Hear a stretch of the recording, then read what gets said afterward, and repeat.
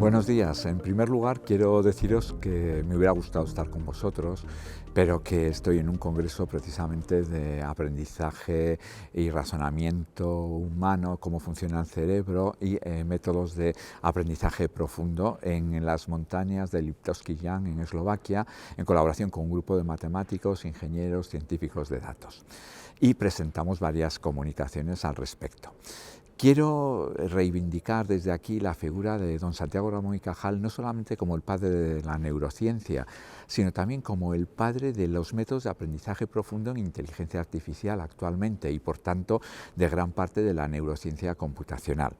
Todos sabemos que en 1888 Santiago Ramón y Cajal introdujo o demostró o propuso al mundo una visión diferente del sistema nervioso humano, que era que está constituido por neuronas. Y además dijo cosas muy interesantes, como que las neuronas no todas son iguales, sino que depende de cómo se activen, cómo trabajen en determinados problemas.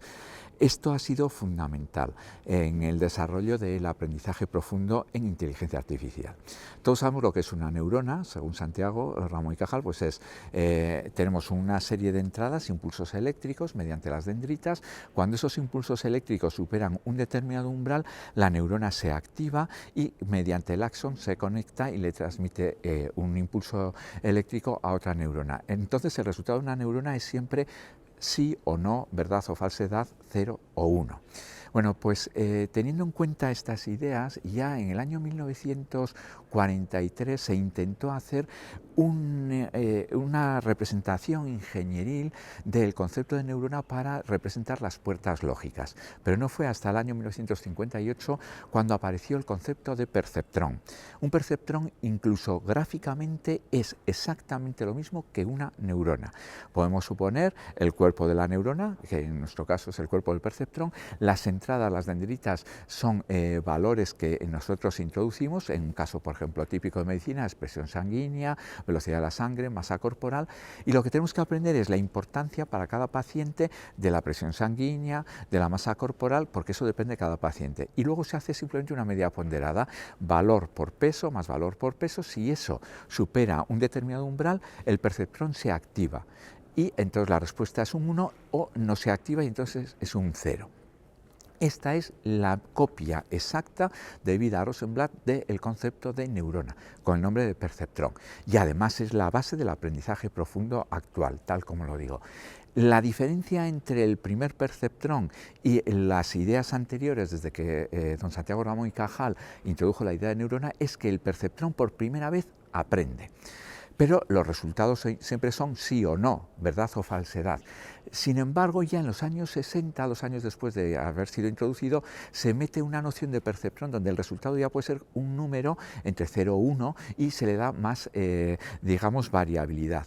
No obstante, tengo que decir que llegamos al año 1968 y los grandes padres de la inteligencia artificial, como Minsky, etcétera, dicen que son sistemas muy básicos porque no sirven más que para sistemas lineales.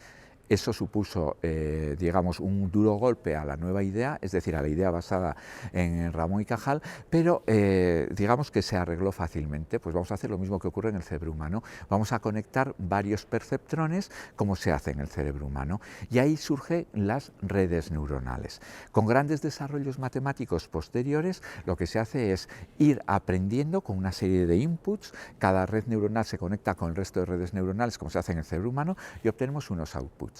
Como siempre se entrenan con cosas que sabemos que son verdad, se calculan errores y se vuelve hacia atrás con desarrollos matemáticos de Hinton del año 1986. Todo eso luego se pone en muchas capas, no vamos a hablar de los 100.000 millones de neuronas del cerebro.